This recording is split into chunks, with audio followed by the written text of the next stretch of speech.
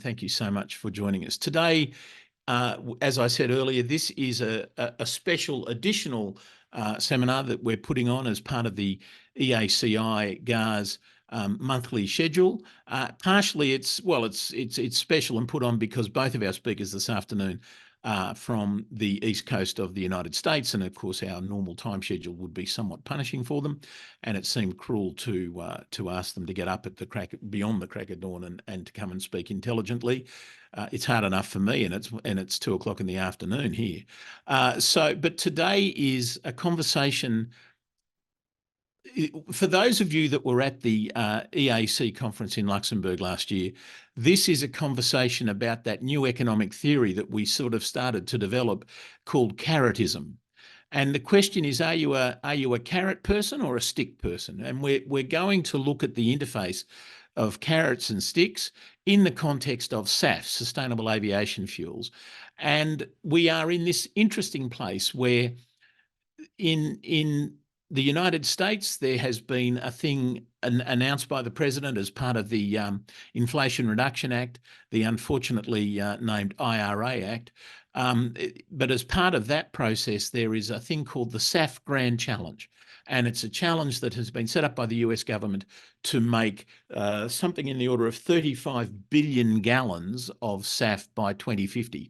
I assume that's a US gallon, not a real gallon, but nevertheless, so call it 30 billion gallons of SAF by 2050. And to do that, the US has incentivized, or is in the process of incentivizing, and I'm sure one of our speakers, Nick, will explain how precisely. But to do that, the US government is incentivizing and giving money, throwing money, making money available to people who try to meet that challenge. The reverse of that is the situation in the European Union, where the European Commission has taken a view that what we need to do is mandate the use of SAF and force the growth in SAFs by making it a requirement, literally a regulatory requirement, that the SAFs be used. So we're at this interesting place, as I say, literally between carrots and sticks. But obviously, the hint's in the name. The European Aviation Conference Institute and the German Aviation Research Society, of course, have a very European view on this.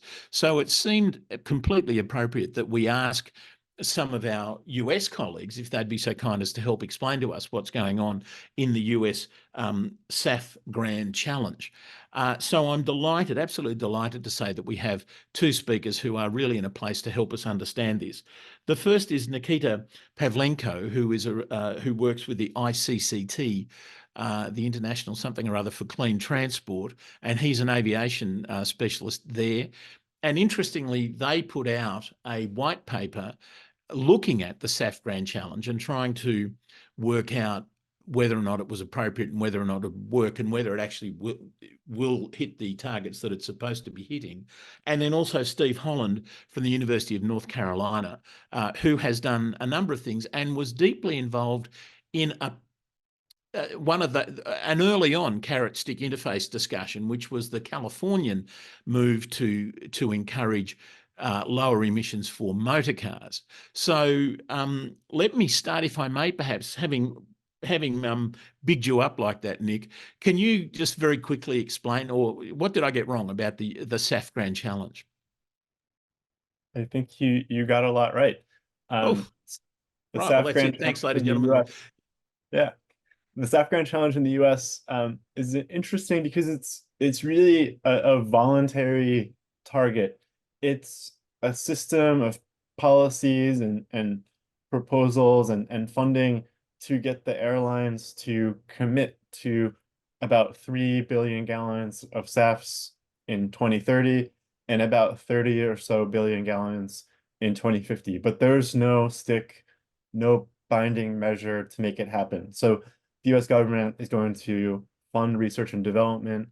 It's going to streamline approval of SAF pathways and existing policies. And the centerpiece of this strategy is a tax credit.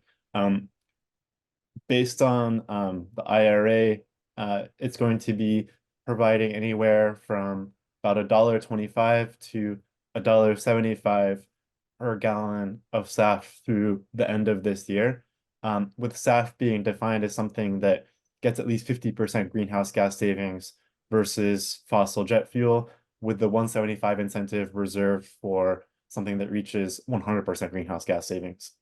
After this year, the tax credit then transitions to something called the Clean Fuel Producer Tax Credit, which extends out the range of values a bit more. So if something is about 50% greenhouse gas savings, it's closer to $0 per gallon, and then it goes up to 175 as it approaches 100%. And that expires at end of 2027. After that, we don't really have much clarity on how SAFs will be incentivized or supported. So the tax credit is to effectively bridge the gap between the cost of just buying normal jet fuel and the cost of buying, quote, normal SAF, whatever that means, the cost of acquiring SAF from a SAF producer. Because at the moment, everyone acknowledges that there's a difference in price. How the tax credit is fixed, but the price of fuel goes up and down.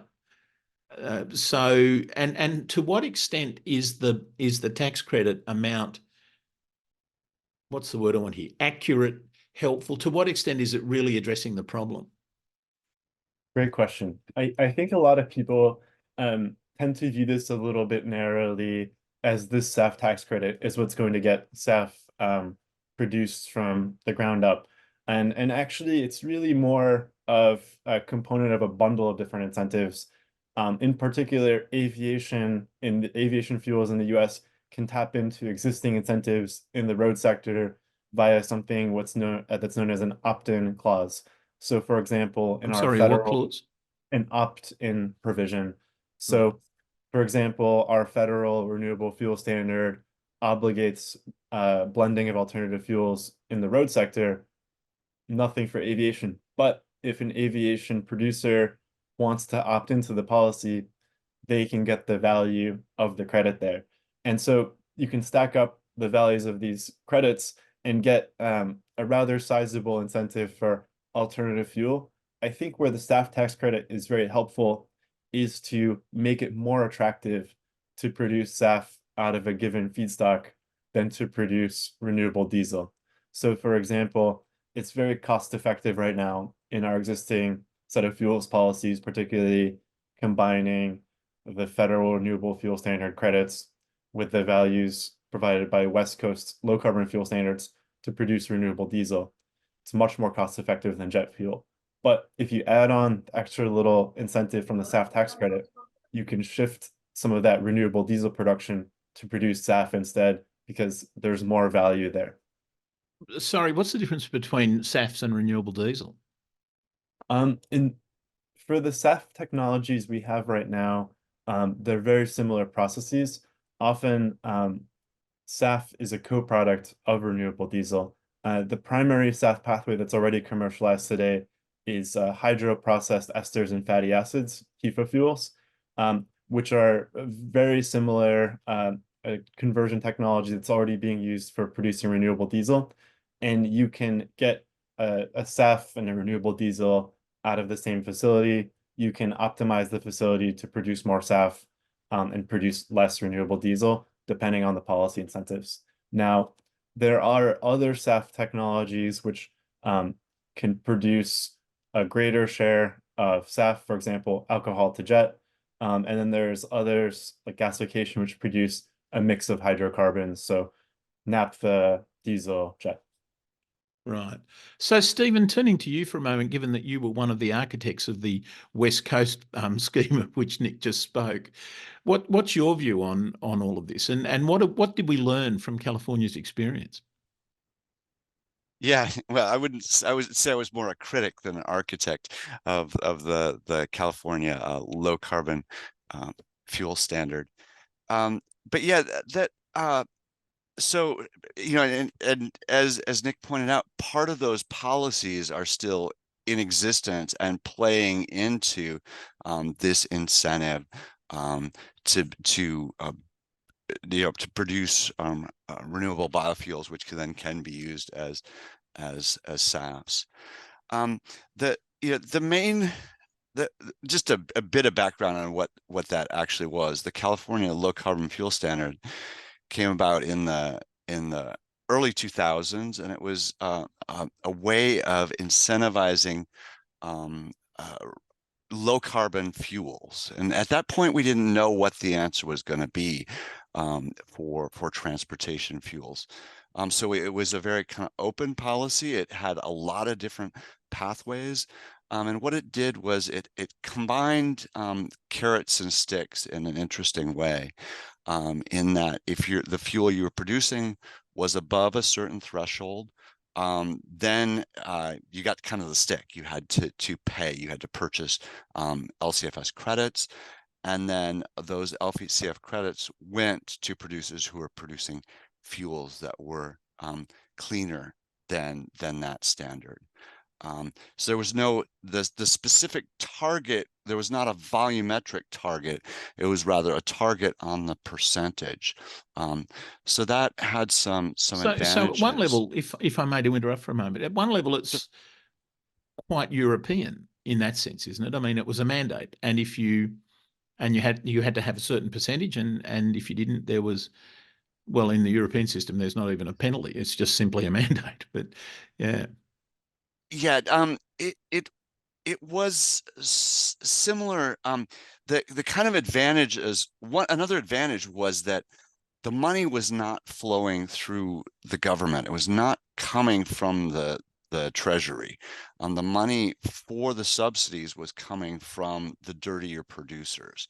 And so that acted kind of as a disincentive for them, as well as an incentive for the cleaner producers. So putting that into a jet fuel context, what you're saying is there was a tax, is that the right word? There was a fiscal penalty, a tax put on fuel that was above a certain percentage of carbon production. Yep, exactly. Right.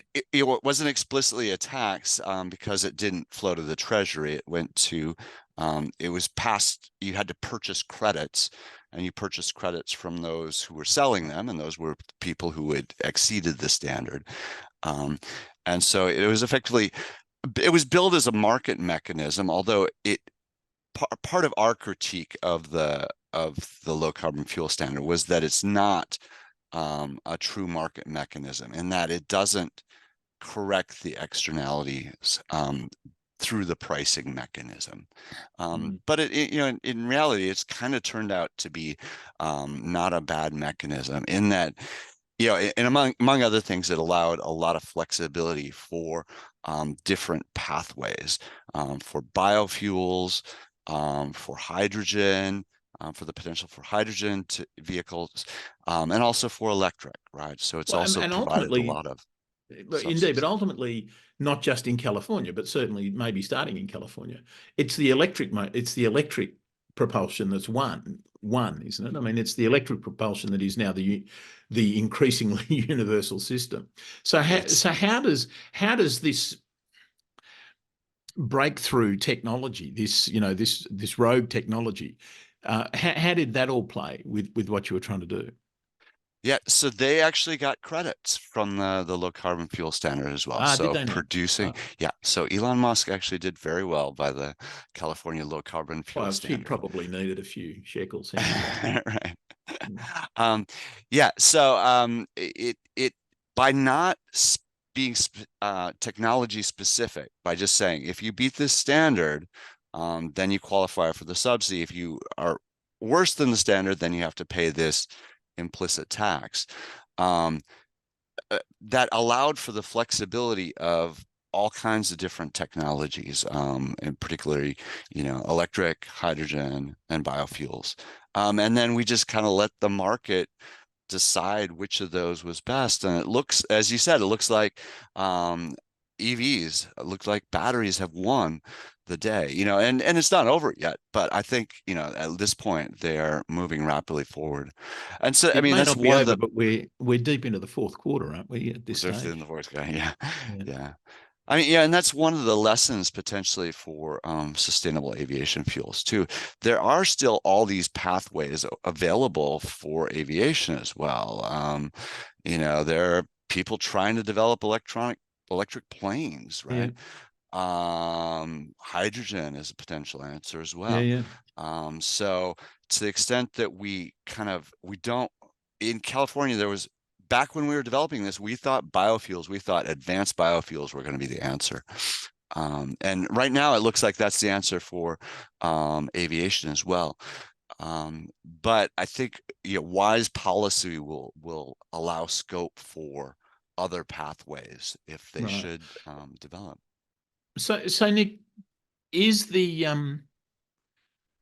is the SAF Grand Challenge sufficiently wise to allow for other policy, other pathways, as Steve's just said? I would say one of the problems with the SAF Grand Challenge is that by virtue of its technology neutrality, by virtue of the fact that they don't want to obligate or exclude anyone, we actually have a lot of uncertainty as to how much SAF is going to come about in the US and from what exactly. At this point, I would speculate that for aviation in the US, the past is really prologue, and the policies we have in place are likely going to support those existing producers. So I mentioned renewable diesel producers, and the renewable diesel industry currently is having a lot of success on the West Coast. Over 50% of diesel consumed in California is actually now drop-in renewable diesel. I think we could have some success in the short term, if you'd like to define it as success, just by changing the incentives to shift that renewable diesel from the road sector to aviation. Now, heavy duty electrification is still far away. I don't think there's really a net benefit to shifting it from road to aviation just yet, but that's on the horizon, and I think it could happen relatively quickly. There's also the possibility for corn ethanol to jet. As electrification begins to accelerate in the light duty sector, a lot of ethanol producers are anxious and worried about the future. It may be possible for aviation to provide a bit of a soft landing for them and a new market. The exact cost and greenhouse gas effectiveness of that is still very uncertain, and its role in aviation is still very uncertain.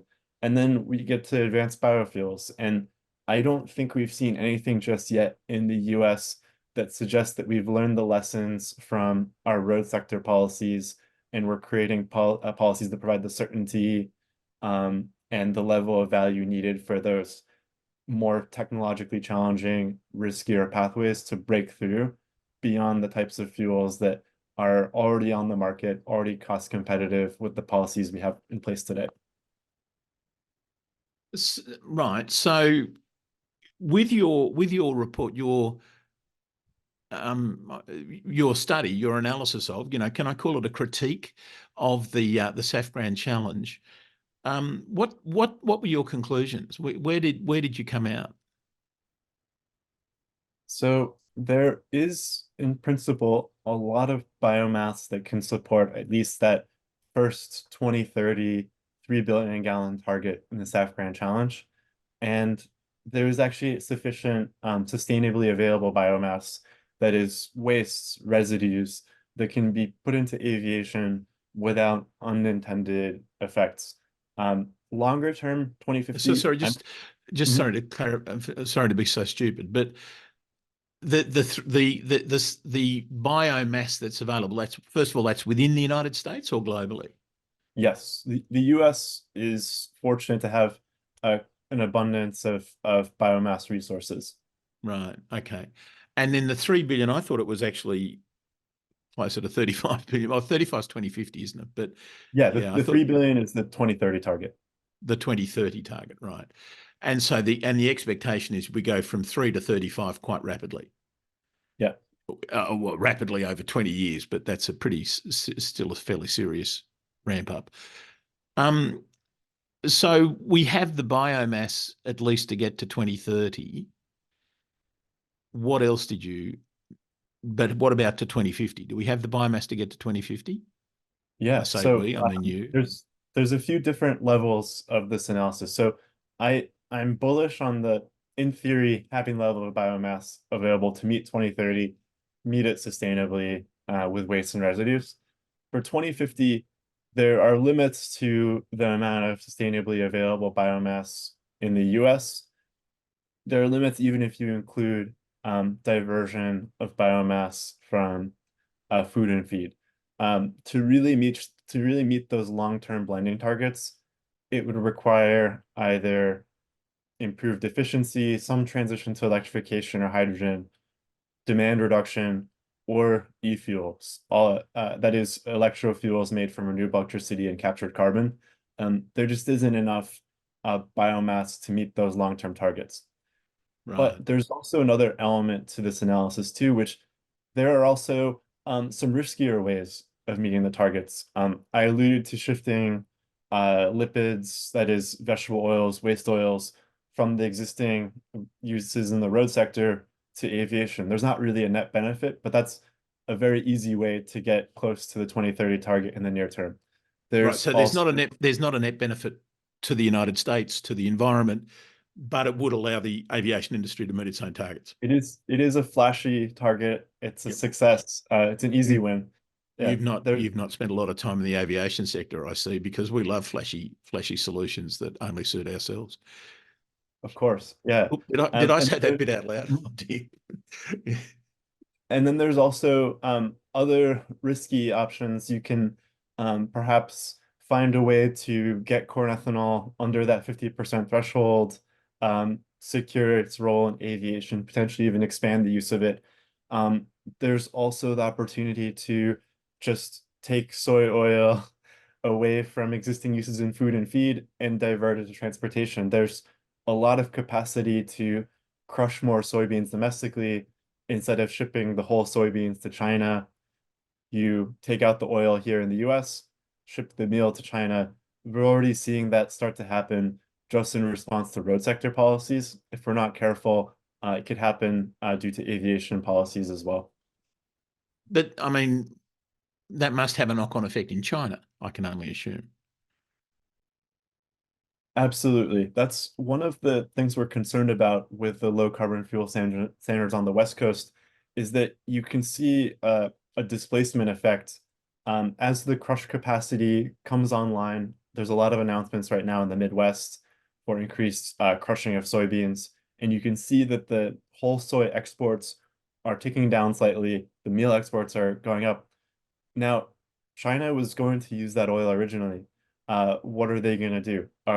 Is that market going to reduce demand for it? Probably not. It's going to substitute it with the cheapest, most available substitute. In this case, virgin palm oil. And various indirect land use change analyses, econometric analyses have shown that there's this substitution effect between soy and palm, and it also comes with induced indirect land use change emissions as well that can undermine some of the greenhouse gas case for using soy in transport fuels. Stephen, does that ring true to you, what Nick's saying? Oh yeah, this really is bringing back all these memories of the low carbon fuel standard, where we really had to work really hard to try and figure out what were the true carbon emissions of a given fuel, to know whether it was indeed meeting the standard, whether it was reducing greenhouse gas emissions, especially with the biofuels, where these things like, the unintended consequences of shifting a stream of, corn ethanol or soybeans from whatever its current use is into fuel production. It's very difficult to calculate all the, well, first of all, just the direct effects, the direct carbon effects, but then indirect effects through shifts in land use.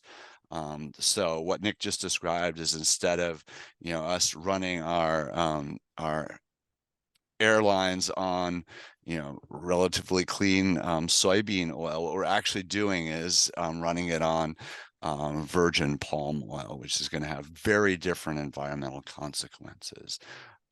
And this just really points to the difficulty in measurement that's inherent in any of these policies. And even with the SAF Grand Challenge, trying to figure out, what exactly does qualify for 50% reduction, and how do you measure that? With the low carbon fuel standard, we had a bit more time, but there was a lot of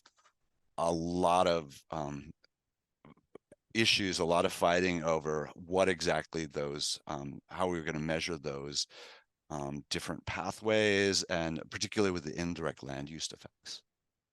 Yeah. So, I mean, picking up from what Nick said, though, what Nick was saying just then, one of the things we might be able to do is divert e-diesel, if that's the correct word, and turn that into SAF. But given the sort of the emergence of electric vehicles as the means by which we propel motor cars, that might be a fortuitous set of circumstances, mightn't it? Yeah, no, that actually may be a good solution, right? So as we're if we're able to more easily decarbonize road transport, right, then taking those fuels and shifting those into the renewable fuels into SAF may well be a win, right? That may be a good solution. So that's a good source of flexibility, relatively. But just by themselves, they don't.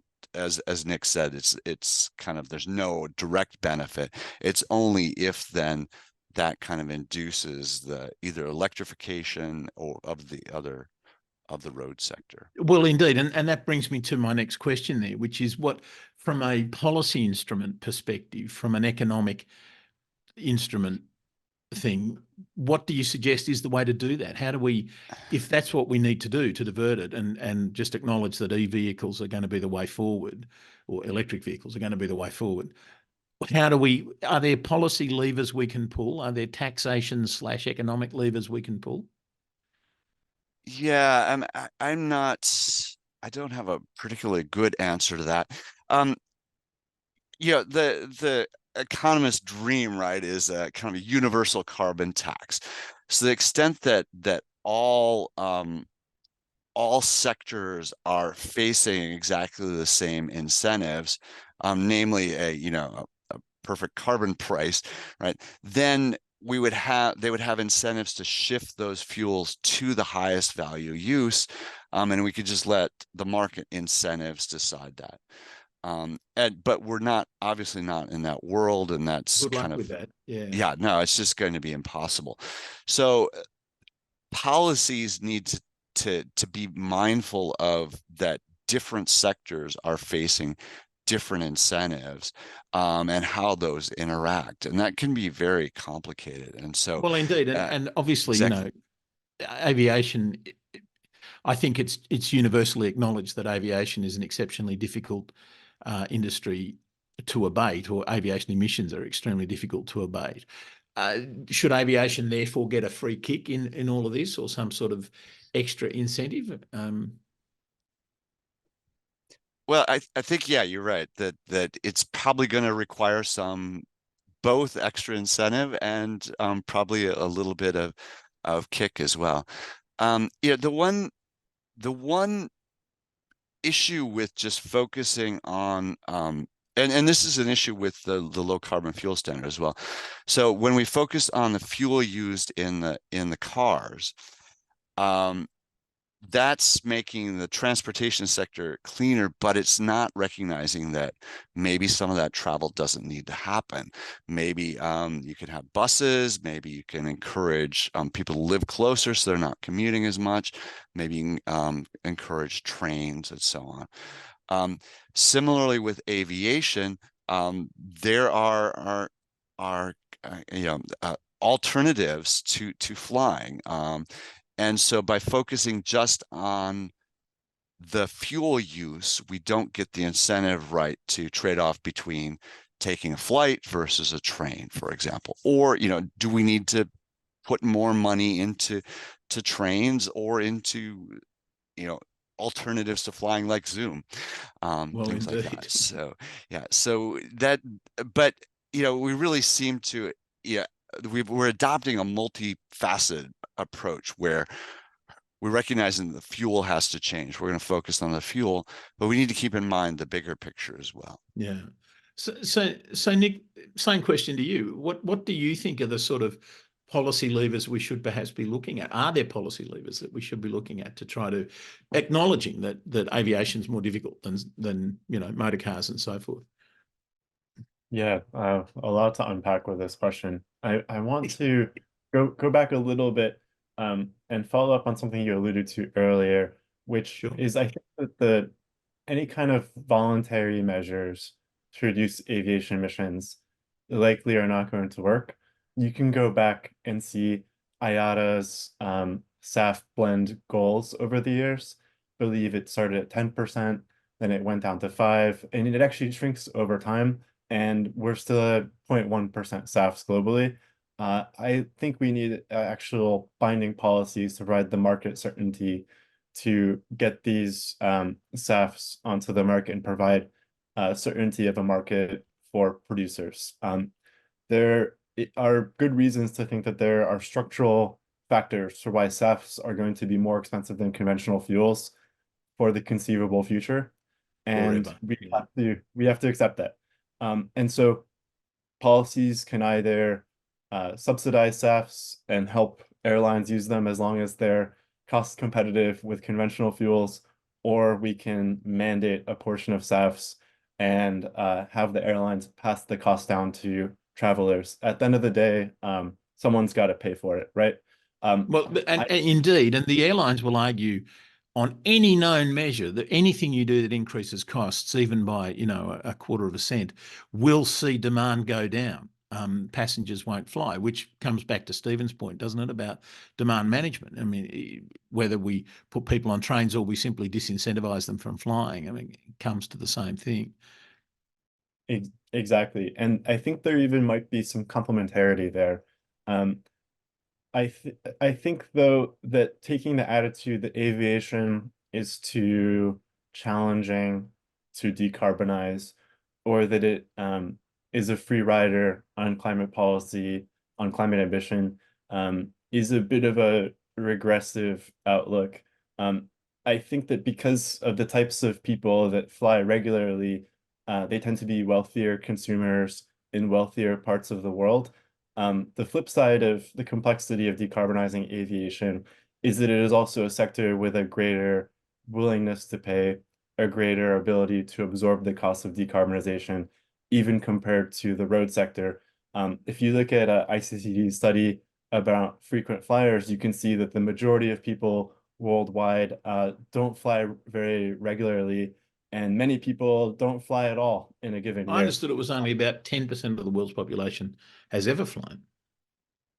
I don't have the exact number for that on hand, but it is a relatively small share of flyers are driving a lot of the traffic. So I think that we do need some binding policies, and I think it is necessary to pass the costs down somehow within the sector.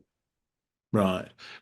Let me just pick up, if I may, on something else that Stephen said. Stephen said, what we need is a universal price for carbon. Or did I get that right, Stephen? It's in that order. My question for both of you is it smart to be doing this in the United States with one way and in the European Union with another way and not at all in other places? To what extent should the universal price literally be universal? I mean, so in theory, right, it should be, universally the same everywhere. Now so we don't even do that in the US, right? We have all the different states competing with different policies.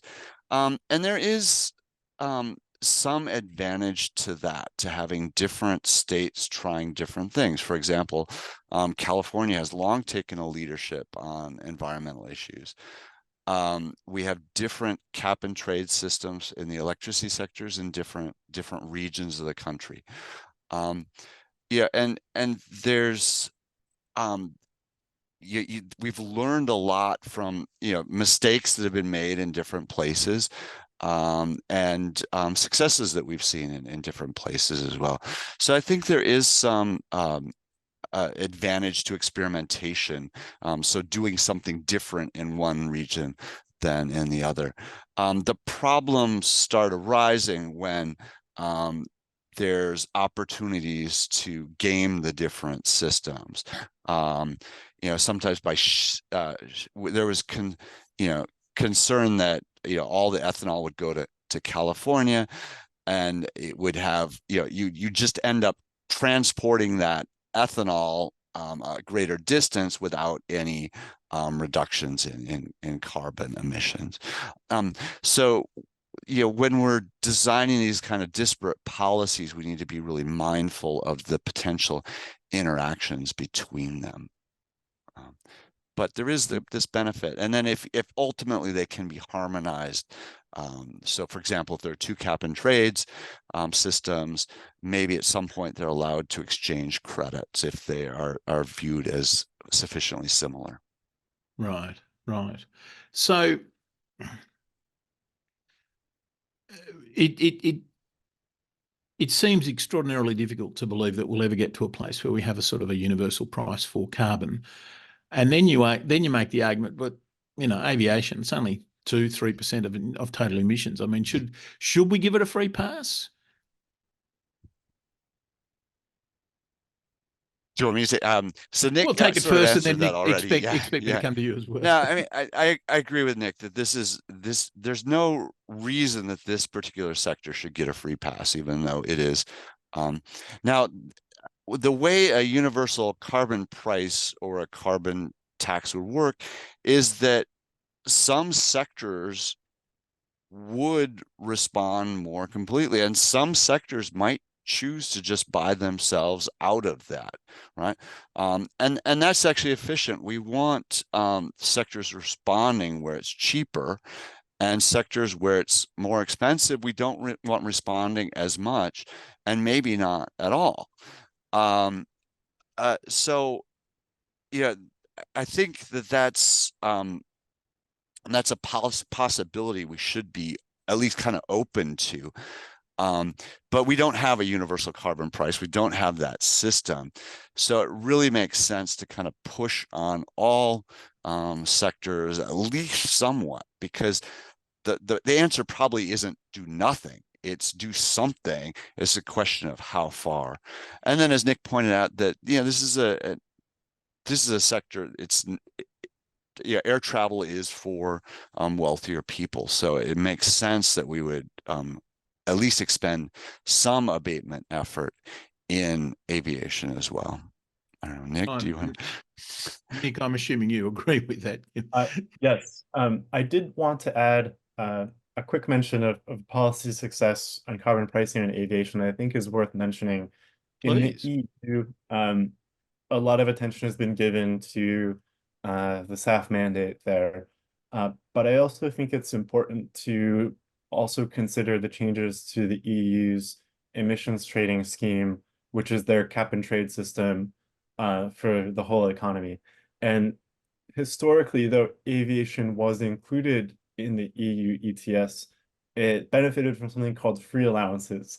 That is to say, about 80% of allowances to pollute with greenhouse gas emissions were awarded to the sector for free, therefore insulating it from a lot of the intended signals from the emissions trading scheme.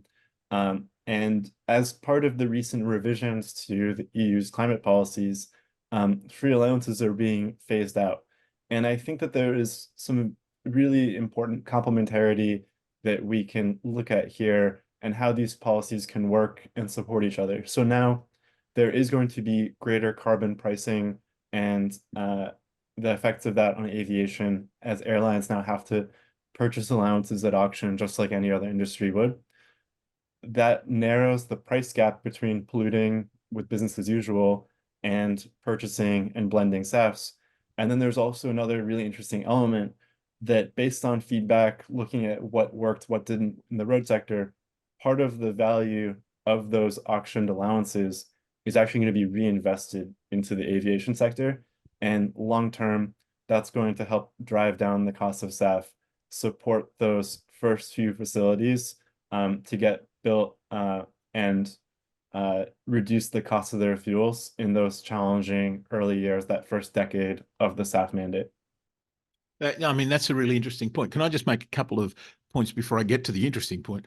The first one is, of course, that even in the old system for the ETF, for the emissions trading scheme, the number of credits you got was fixed at a certain number, and that even yes, it was 80%.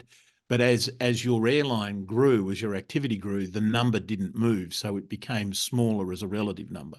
So there's always been that diminishing supply of free credits, if you like, or the free credits you get is a smaller percentage.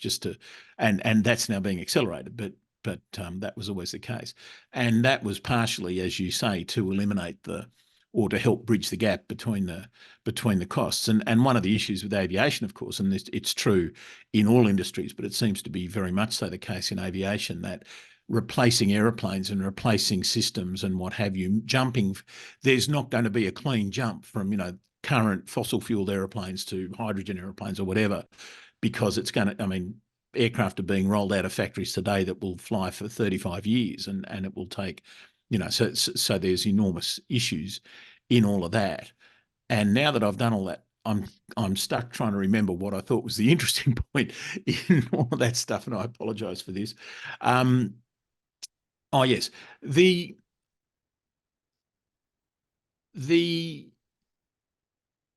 other point that you made was it? I think it was you, yes, that said we need effectively to hypothecate the money that we get from the ETS. We need to take whatever the sale of the credits gives us and make sure we spend it in the right area, right? Make sure that we spend it to reduce, to further develop SAFs or to develop hydrogen or whatever it is. Starting with Mrs. Thatcher onwards, we seem to be allergic to that. We're very allergic to hypothecation generally. All monies raised go straight back into consolidated revenue, and then they don't get redirected. But Stephen, I'm right. Let me start that again. Am I right that in the Californian model they did do that? They did say the money spent over the line was deliberately channeled into in producing lower carbon fuels. Well, okay, so there's two things. So what exactly happens with an emissions trading cap and trade system is going to have all these carbon permits that you're going to allocate in some way, and whether you give them to the firms directly to offset their potential cost increase, or whether you collect that money as revenue, doesn't have an effect on the incentive scheme of the cap and trade. So even if they're given those permits for free, right, it's a fixed amount of permits. Whatever they reduce their carbon emissions, right, then that gives them more and more permits to sell. So the strength of the incentive is based more on the carbon price rather than whether they actually have to purchase those permits or they're given them for free. But one of the insights is that, hey, we're getting this extra money. Should that go to the regular treasury, or should it be targeted towards helping ease the transition, towards research and development? And to the extent that there are other market failures, for example, in innovation incentives, just how difficult it is to develop these new technologies, we can take that carbon market revenue and use that, direct that towards addressing some of these other market failures that we have, that we can improve efficiency that way as well. So it's kind of, I hesitate to use the term double dividend, but that we're both providing a money incentive by pricing the carbon, and then being able to use that revenue in a productive way. And that's that's the bit I wanted just to focus on for the minute. I mean, surely that's a good thing, isn't it? To do that, to get that revenue that's been acquired, been acquired because people are being disincentivized to, but still need to produce high carbon fuels or use high carbon fuels. But and then use that to create more and more low carbon fuels. In the Californian thing, well, sorry, let me start that again. What's the role for government in all of that? Yeah. So, well, two things. In California, there was it was entirely outside of the government.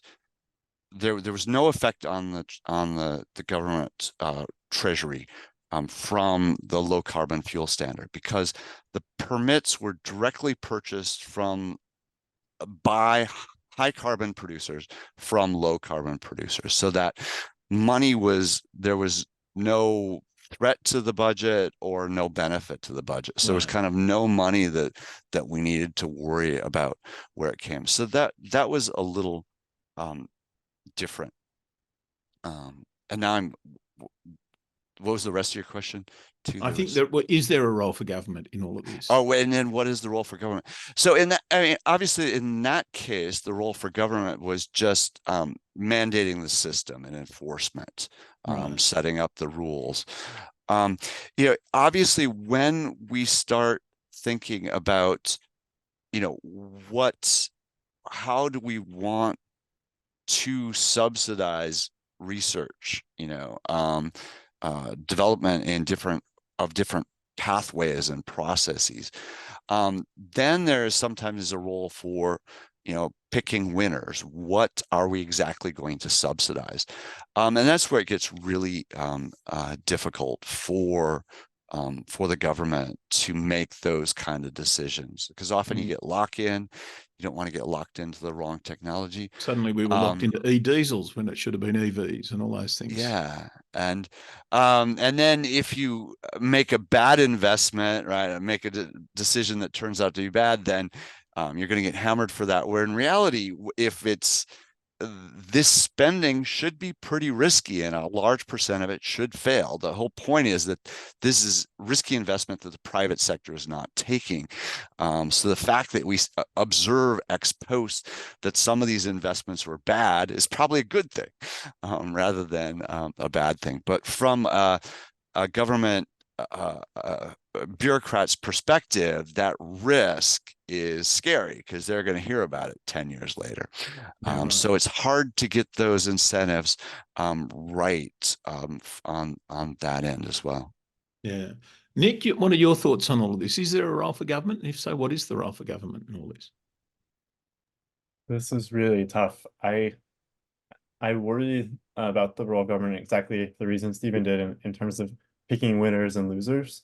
But I still think that something that's fully technology neutral still poses some risks, because even with something very simple, carbon price, there's still the question of how do we calculate the carbon emissions? What happens when there's multiple methodologies and different priorities? We can see that right now in the different jurisdictions which are putting in place biofuel policies. For example, Indonesia believes that palm oil has a very important role in policy. The EU doesn't allow palm oil to, or is phasing out palm oil from its policies, and has attributed very high emissions to palm oil. So I think something that government can do that's very, very helpful is to develop strict, robust methodologies and criteria for quantifying GHG emissions, and putting in place safeguards to make sure that of the technologies that we're considering, of what is possible to support, that we're not supporting anything that is actually increasing emissions, or at least posing a risk of increasing emissions, and that the money is going to technologies and fuels that at least are likely to reduce emissions somewhat. There's probably, I've been working in LCA too long to feel confident with any single point estimate of LCA, but those estimates What's are still an very LCA, helpful. sorry? Oh, a life cycle assessment of a fuel. There's probably not a single right answer, but you can draw trends about what fuels are at least likely to offer greenhouse gas reduction and which ones are uncertain, or at least pose a risk of being higher emitting than fossil fuels. So taking the aviation perspective, is that a role for ICAO? Should ICAO be the people that say, there's a million methodologies out there, but this is the one we're going to use? Is that something that we could do collectively? It's for me or Stephen? It was for you, but of course ICAO, for everyone listening, ICAO, which stands for impossible to conceive of any outcome. Is there a role for ICAO in this? I actually think ICAO, for all of its institutional limitations, the fact that it has to accommodate everybody, it did a fairly good job with the LCA methodology for alternative fuels as part of CORSIA. It actually drew upon best practices from the EU, the US.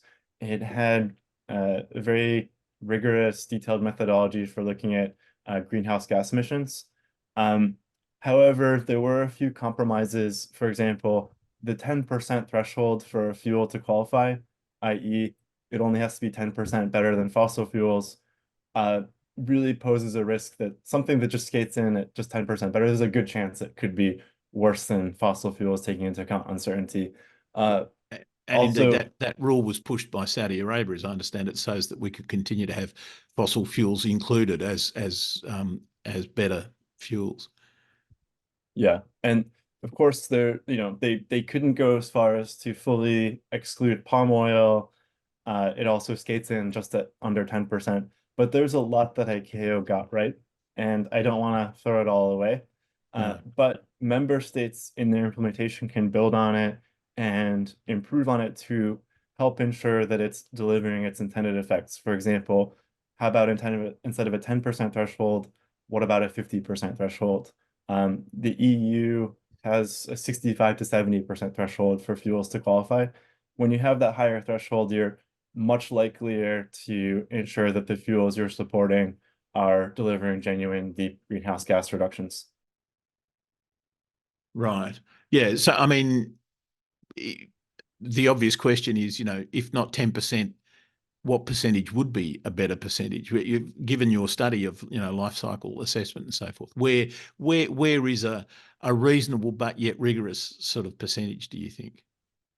I think the 50 to 70% range. Sorry, 50 to 70. Yeah. Right. Yeah. Which we're a long way short of that at the moment, aren't we? That's for sure.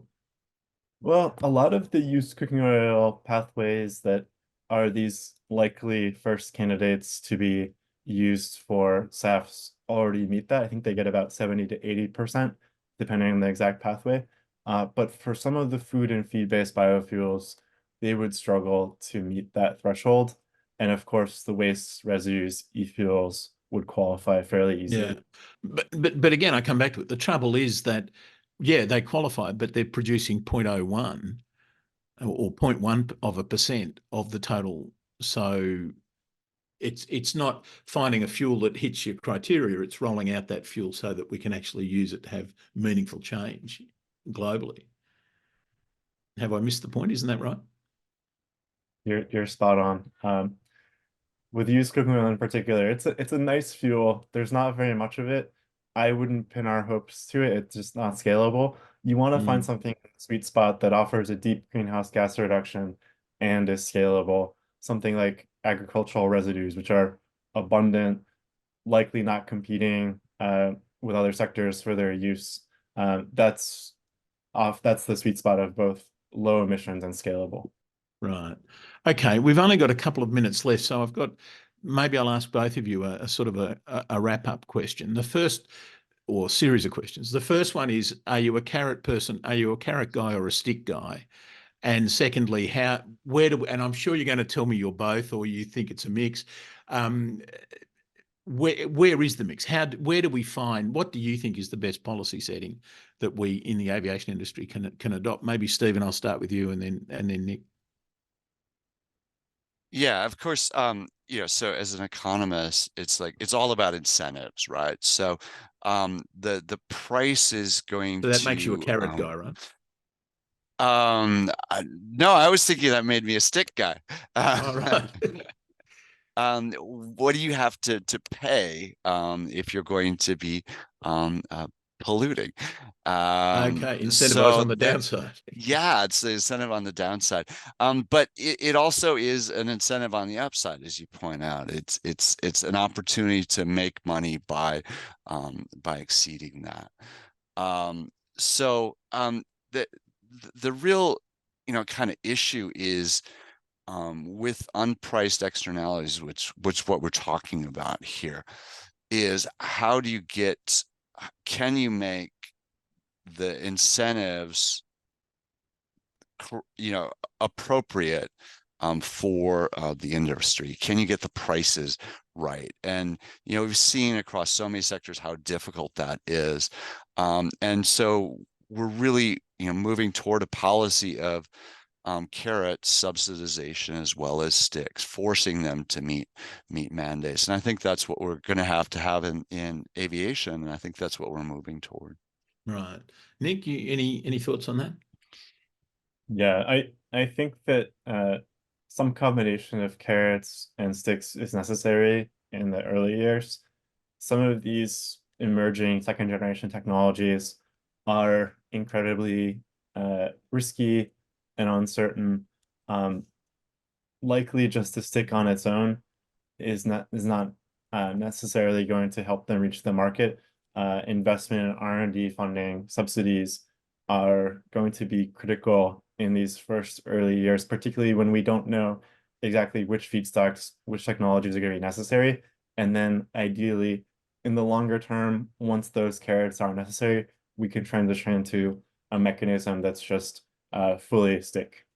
Right, or mandates, I guess, to use the polite word for them. Right. Well, thank you, Stephen. Sorry, Stephen. Oh, I was just going to say, and we're finding too that just throwing money at stuff doesn't get it done. We've done that with electric chargers in the US, and we're finding that a lot of them just don't work. We built them and now they don't work.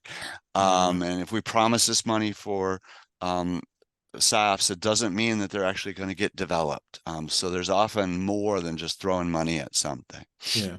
Yeah, who knew? Okay, well, thank you both, Stephen and Nick. And ladies and gentlemen, I hope you found that as helpful and as interesting as I did.